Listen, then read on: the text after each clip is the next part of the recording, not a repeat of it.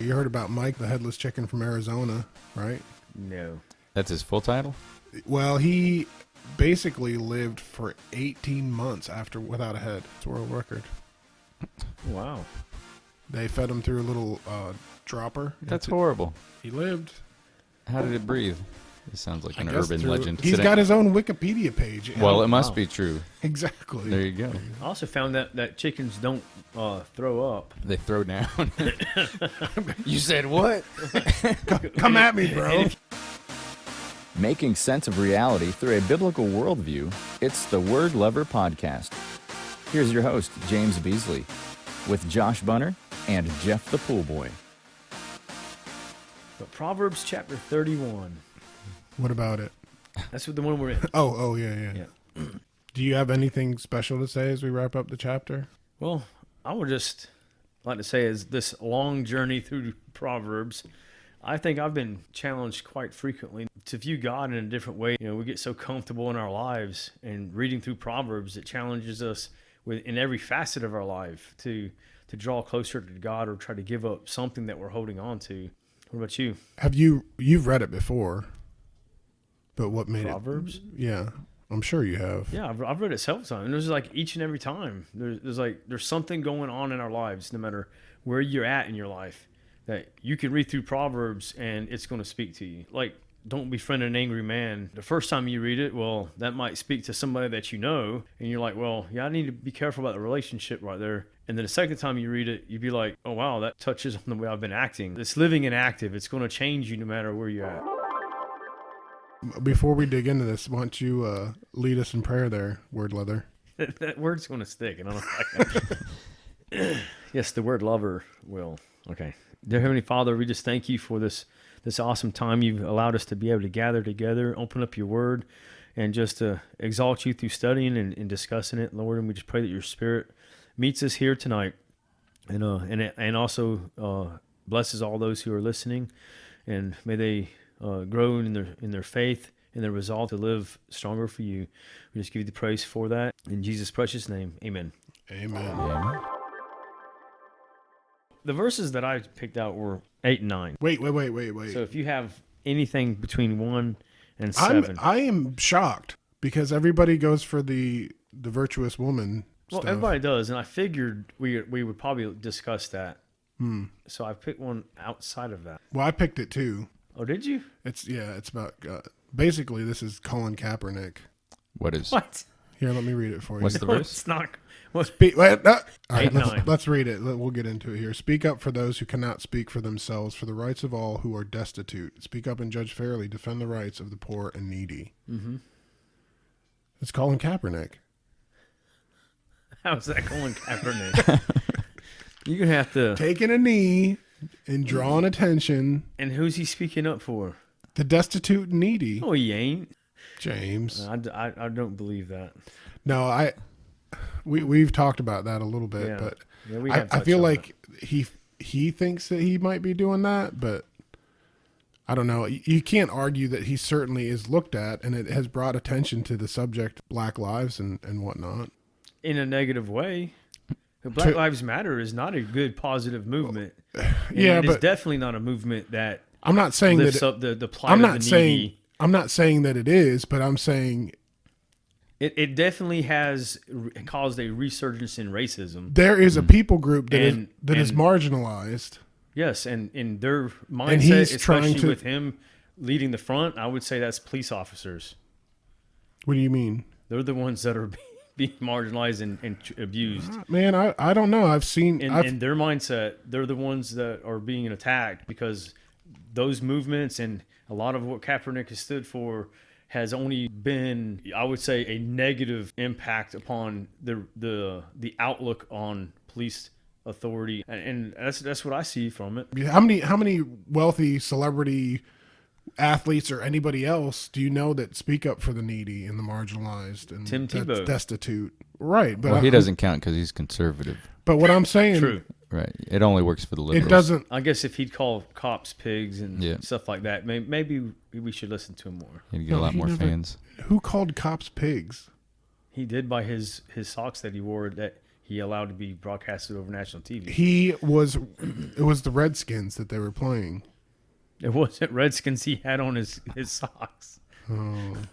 Well, I do like the verse. Speak up for those who cannot speak I for love themselves. the verse. When I hear that verse, I think of for the people that are, picketing outside of, say, an abortion Absolutely. clinic. Talk about a group that can't speak for themselves. Now, Colin is on a knee, and there are plenty of people that could speak up for themselves and do speak up for themselves. But an unborn child, they are the definition of a defenseless group of people. And yeah, they're people. Or, if you're talking about, say, like the homeless and they've been forgotten, yeah, I think absolutely let's speak up for them and make sure that, well, yeah, they're not paying taxes, but they still should have a voice. Well, they're not the most desirable group of people, to be living outside your neighborhood. They're not going to bring up your property values, but they're human beings. They need to be, loved on and taken care of and addressed, Yeah.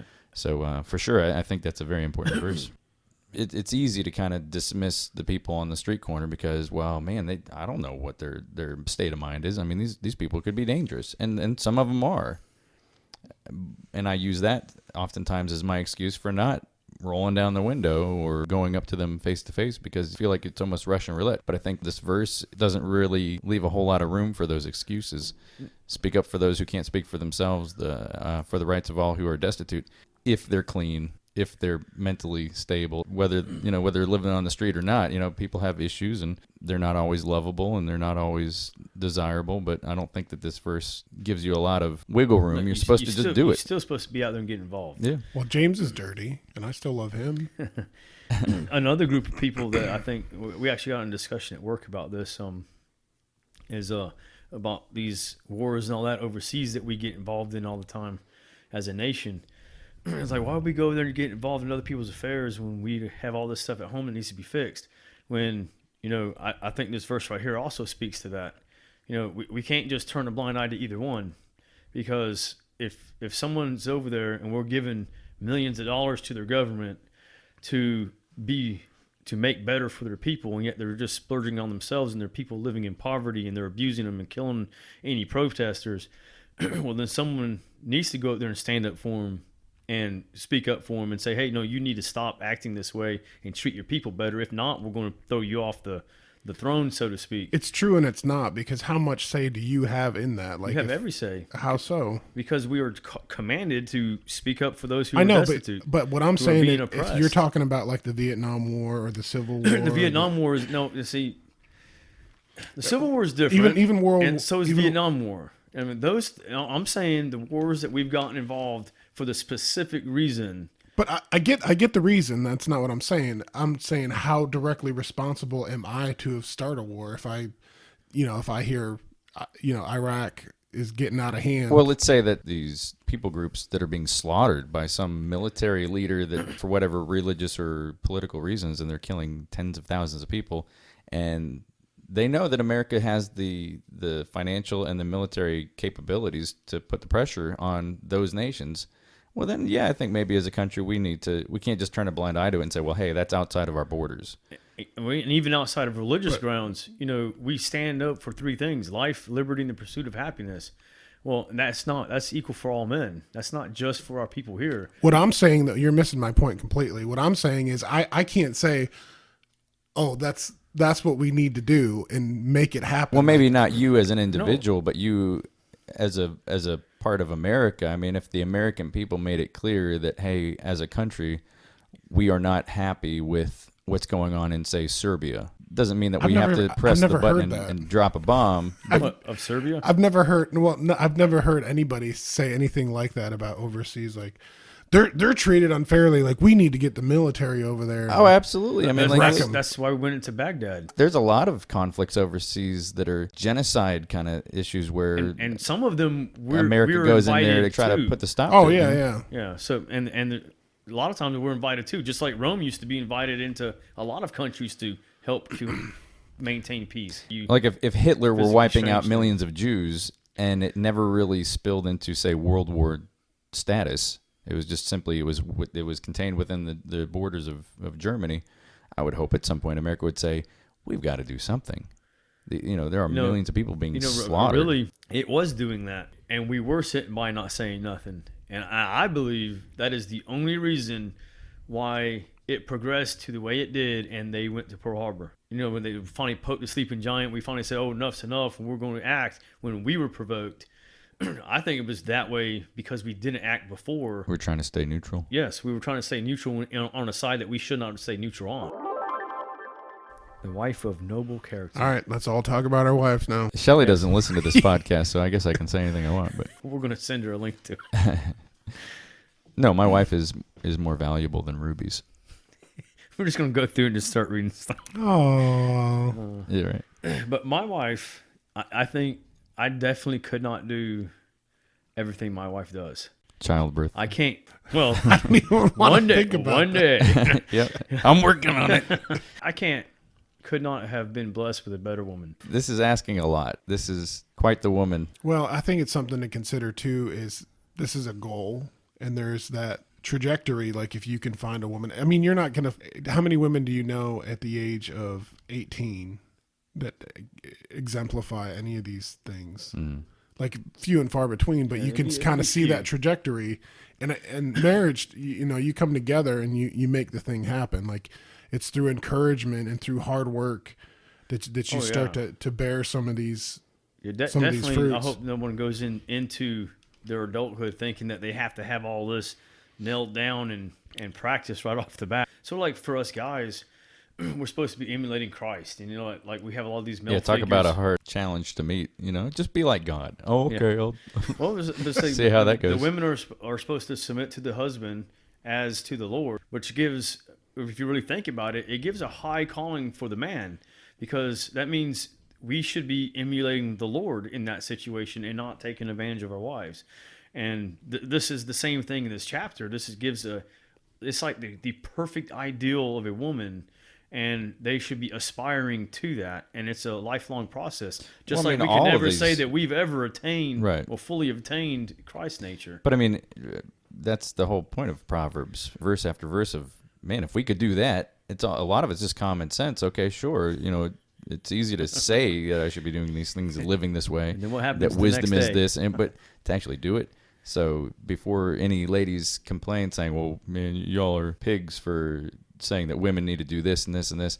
I mean, that's all of Proverbs is telling men and women, boys and girls, hey, if you really want to live properly, aspire to all these things. None of it's easy.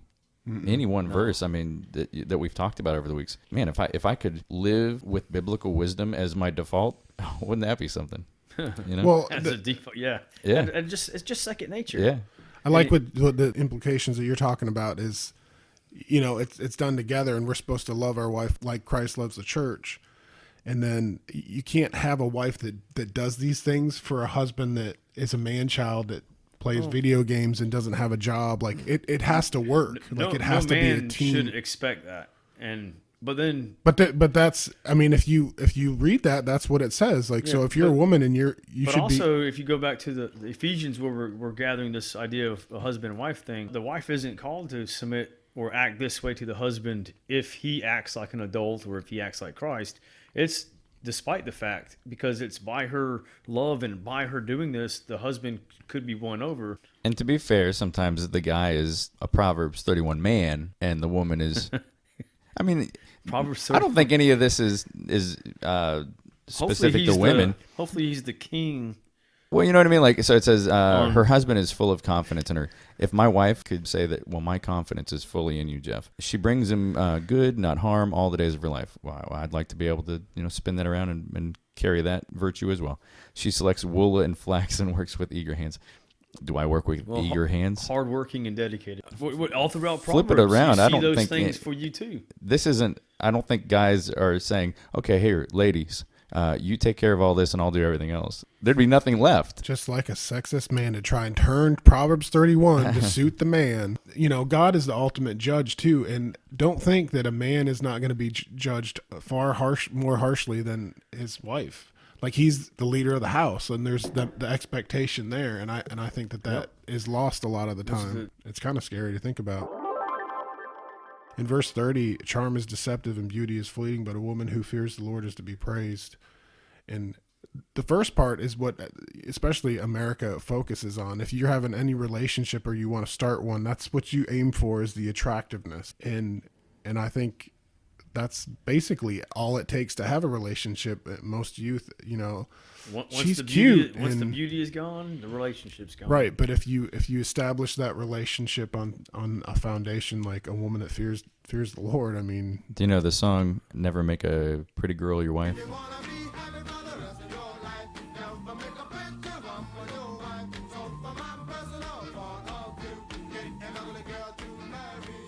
I'm sorry, I did. You did what? I made a pretty girl my wife. Well, I mean, it certainly doesn't hurt. Hopefully, that's not the only reason you made her your wife. No, it's not. I mean, I think not a whole lot of guys are out there saying, well, I'm going to blind myself to her physical appearance and only look for these. Right. Yeah. I mean, there has to be attractiveness, but it's not number one on the list, is what I'm saying. But not by today's standards. Now, that's once again, that's a guy speaking. That's not God speaking. I don't think God would say, find a good-looking woman that tries to check as many of these Proverbs 31 boxes as possible, regardless of her beauty. I think God would be happier with you walking down the aisle with a dog, All right. an unattractive woman. I'm a firm believer. And I think a woman should take care of herself, brush make herself look beautiful those teeth. in her own way. Brush those teeth. But that I do believe that if you live a godly life, if you are pursuing God, I believe that exudes beauty. Absolutely. And men will be attracted to that. You may not be attracted to the same type of girl, right? But women exude beauty when I they mean, live according to. I remember the Word of God. earliest example of what you're talking about. There was a girl in elementary school. This girl acted ugly, and she looked ugly because of the way she acted. 1 Peter chapter 3, which we've alluded to a little bit. Your beauty should not come from outward adornment, such as braided hair and the wearing of gold and jewelry and fine clothes. Instead, it should be that of your inner self, the unfading beauty of a gentle and quiet spirit, which is of great worth in God's sight. And this is the same way that the holy women of the past who put their hope in God used to make themselves beautiful. And Sarah in the Old Testament was commended for like extreme beauty, and she's even praised here in this passage as well. Well, I just read the commentary on that verse. It's not saying that you can't beautify yourself physically. It's just that shouldn't be your sole purpose. And I think that's what a lot of women do nowadays, at least in America.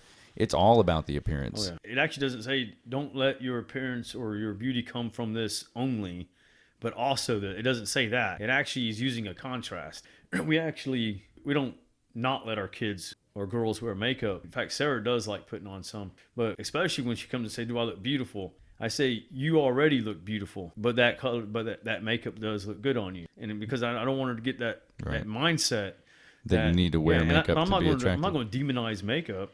But I'm not going to teach her that she has to do this to go out.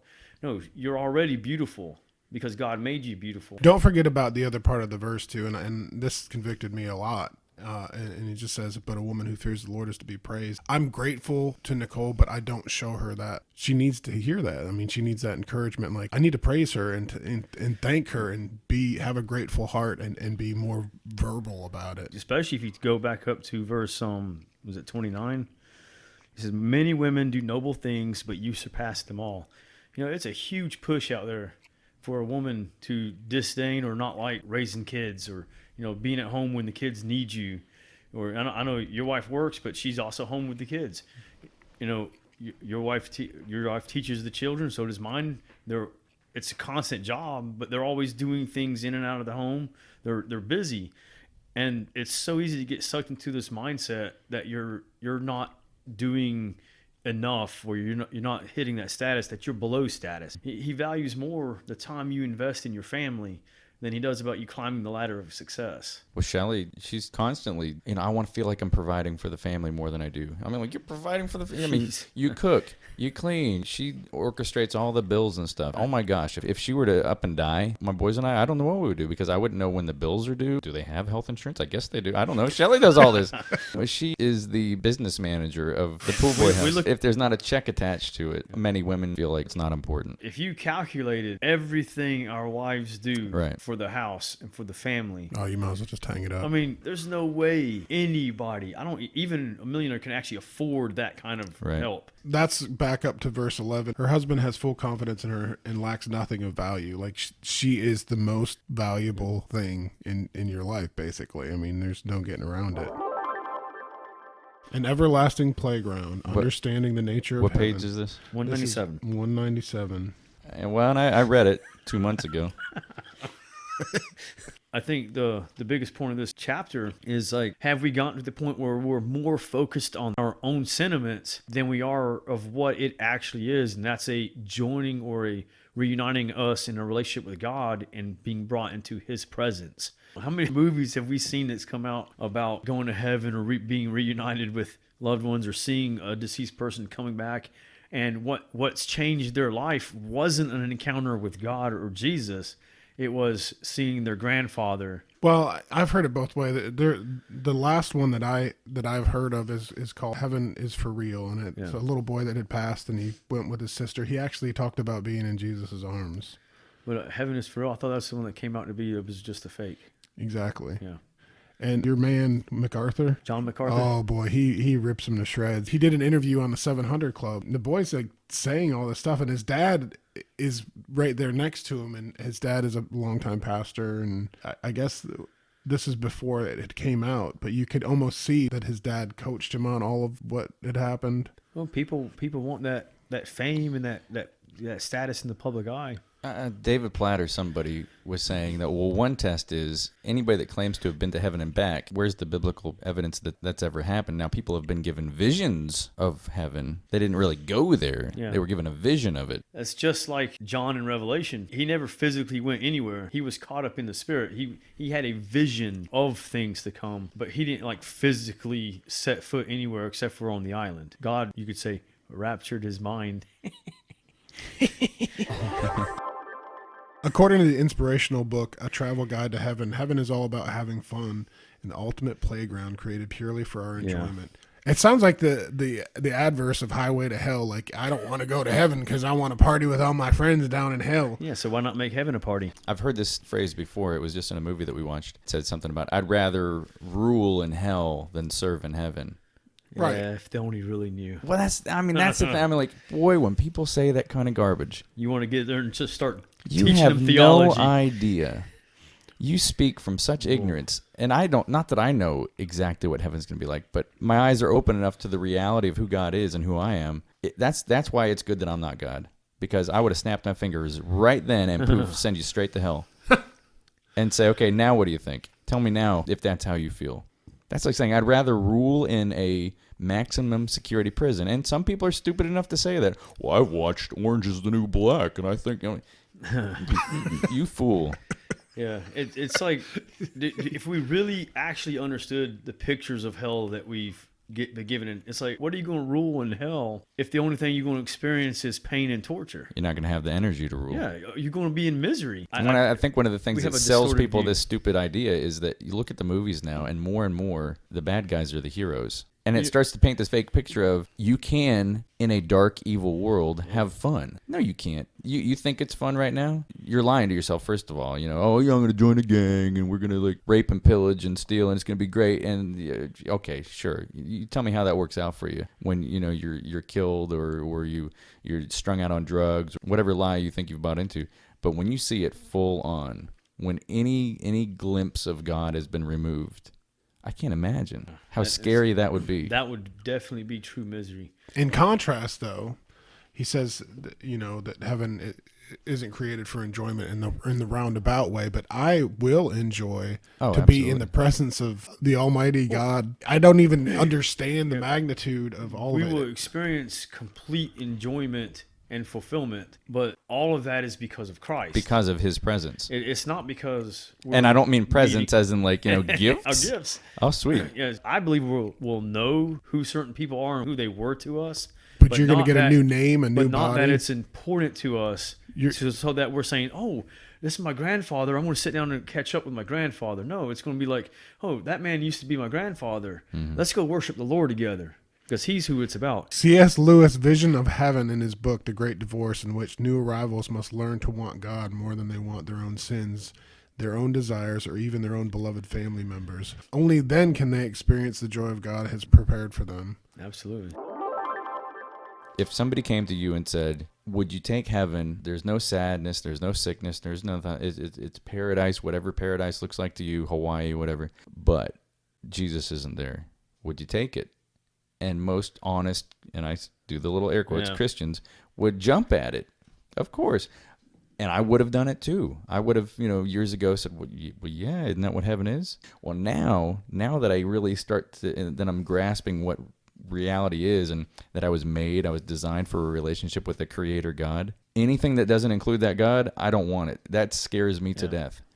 Yeah, the misconception we have is all those things you said has become the end in itself to us, which was what this whole chapter is about. Our whole perception is about ourselves, when the purpose of no death and no sickness and all that is so that we will have every restraint removed to worship and glorify God in the way we were supposed to. What I was thinking of at the beginning when we talking about the heaven has become this playground, it's Valhalla. The Norse. I know you look like a Viking, so I guess that works. Yes, Valhalla, where we get to go gorge ourselves on food and go fight each other all the time. Loki. Waiting on. Well, isn't that the ultimate goal for like Muslims, right? Is that It's that the you same die way. and then you get to go You to get to go to wherever paradise with a whole bunch of and- virgins? It sounds like it's all about you. It is. It's all about self. Right. And almost in every religion, heaven is about the ultimate pleasure to self. And Christianity is morphing into that as well. Like, some of these people have really good stories. Yeah. It could be Satan himself that's giving them. That's just crazy. It's just crazy to me, though, because that speaks to the innate what is creativity it that we called? have. Somebody to be legally dead, like your heart stopped, your brain stops functioning, and then you come back. Yeah. Like, that is insane. Well, one of the videos I shared with you was I think it was a neurosurgeon. Oh, yeah. A I saw medical that. doctor Yes. died. He wasn't a strong Bible-believing Christian until he died, came back and got this vision or whatever while he was dead, supposedly. And it changed his life, and He now met his he's... sister. Maybe. Oh, yeah. He met his sister, and he didn't even know he had a sister Yep. until he died. And it turned out to be true, which makes And they came back and said that he had so much disease or something on his that brain. part of his brain that- couldn't even be that active. he shouldn't even be able to be Right. having visions or recollection of stuff. But that's insane, though, isn't it? I mean, that's not even... But does how that you- necessarily make it true? No, I guess not, It but- sounds what makes very interesting, very what Not makes that it true- happened. unbelievable. I don't But know. biblically, where in the Bible has anybody gone to heaven and come back? It's Well- visions, but they haven't really gone there. That's what I just read, John. Yeah, but see, the thing is, how do we know that he actually? Maybe it was just a vision, and he thought he was. perceived Yeah, himself well, that's going true. there. And if you were in a vision, went somewhere, you would think, "Oh wow!" Right. It's like your dreams are so real. You think you're going places, but yet you're really not. I believe sometimes we can get that, and he comes back fully believing he went somewhere, but yet we But does understand. God make it clear though that it was a vision? Typically, no. Well, I think the I don't more he know. looks into it, he should understand it's a vision. Yeah, John 3:13. No one has ever gone into heaven except the one who came from heaven, the Son of Man. I mean, it's there in the Bible. Like that's the rules, right? Yeah, except for Paul, when he says that he knows a man that was caught up to the third heaven and came back, We but he was not talked allowed to about speak the of such third glories. heaven is the celestial kingdom in the Mormon religion. So let's just move on. The third heaven in Jewish tradition is also the plane of where God has his throne. You wanna go to We his got throne? 5 minutes left, and you're trying to go all hog wild. Okay, for another day. When I think Pretty of soon. heaven, to look at the world, you see like just a beautiful sunset over a field, and there's some deer, and you're just like, man, if this is what a polluted, sin-filled world looks like, I can't imagine what heaven's going to be like. One of my boys is colorblind, and I always tell him, like, man, Complete? well, he sees some colors, but there's certain colors he doesn't see, Oh, he's like me then. and it makes you wonder, like, what is he seeing? Clearly, he's not getting the full effect. I think that's how we are as humans. We're blind to certain realities or things. Heaven must be like those blinders are taken off to finally see reality the way we were designed to see it, Yeah. to feel the way we were That's meant to. like we said, it's unimaginable what God has in store for those who love Him. It's just a little nugget. There's like some kind of insect species or something that their eyes allow them to see The infrared or something like that. thousands of other colors. Like they can almost like How do see. they know this? I just know stuff like No, that. I don't know. How do you know this? You've read that somewhere. How do scientists? How do they know that an insect can see that? I have no idea. They can't take his eyeball out and see the same thing that an insect sees. Well, I mean, there are certain tests, but even that, like, you know, talking to my son and I start, or the Laurel versus Yanny. Remember that? Did you see that? They'll play an audio clip and they'll say that some people hear Laurel, some people hear Yanny. That means And that getting there's arguments certain over what they hear. So it's just a little glimpse that our ability to see and understand reality is very limited. So yeah, this idea that when we go to heaven, what we think, what we feel, what we desire. Oh, I don't think I could spend eternity worshiping God. I just don't. I think we're so self-absorbed, even as Christians, we don't even understand what it means to be designed to have a relationship with God. And when we get there, I think it's going to absolutely just blow our minds. We want heaven to be about us. That's what hell is. Yep. Hell is all about you. Take God out of it. Yep. And all that remains is you. And, you, sinful you. And a beautiful thing to think about, though. You're talking about. You said heaven is the presence of God. You know, Christ, when he was on this earth, said, "Heaven is in your midst," because he was there. And yet we have Christ indwelling us. You know, and so a lot of times we get lost in this idea that it's after we die, or it's when the Lord comes back. It's, you know, this other than here place. And it's not. Heaven is actually, like you said, it's in our heart because Jesus lives within us. We have heaven walking around with us each and every day because we have the presence of God. That's like saying, "Oh, these sloppy joes are so good. I hope they have sloppy joes in heaven." I don't think that'll matter. Right. It's out of ignorance that we would think that we need sloppy joes in heaven. Do people like sloppy joes? When they're good. No, I don't really care for sloppy joes. Oh my goodness. And French fries. James, you have minus cool points. You can't afford to lose anymore. Put your hand down. So, in fact, I ate 4 of them for lunch today. For real? For real. 4 sloppy joes? Yep, and that's what we had for supper the night before last. I put cheese on it, and then my wife make fries. I eat fries with everything. You let her make fries? No, she made fries. Oh. Woman, I give you permission to make me fry. Go ahead and go out there, and I'll let you this one time. Yeah, this one time you can make 1 batch of fries just for me. We're finally wrapped up Proverbs 31. It's been a long time coming, but it's been a good journey. I think we've all learned quite a bit, and we've gained a permanent member. So I think Proverbs has been a good book. There you go. Hey, look at that. We are going to get into Revelations.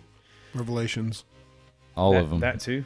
Every all single them one revelations. Any one of them. Yeah, it'll definitely be interesting. But we're gonna be bringing that to you in the very near future. And like some popular by the year 2026. Ideas. Yep. We'll be wrapping it up. Yep. It will be 2026. If it takes us as long, Revelation is like more in depth than Proverbs. So if Jesus doesn't come back before then. But with all of that being said, you've been listening to the Word Lover podcast. God bless. Oh, you invited us over for a barbecue. Well, we need to do that. I'll invite you over when we do that. But I don't know if I can eat that chicken. Why? I don't know. Well, just don't tell me the stories of the chicken to death while I'm eating it. Afterward, I got a big mouthful of chicken. You're like, well, let me tell you.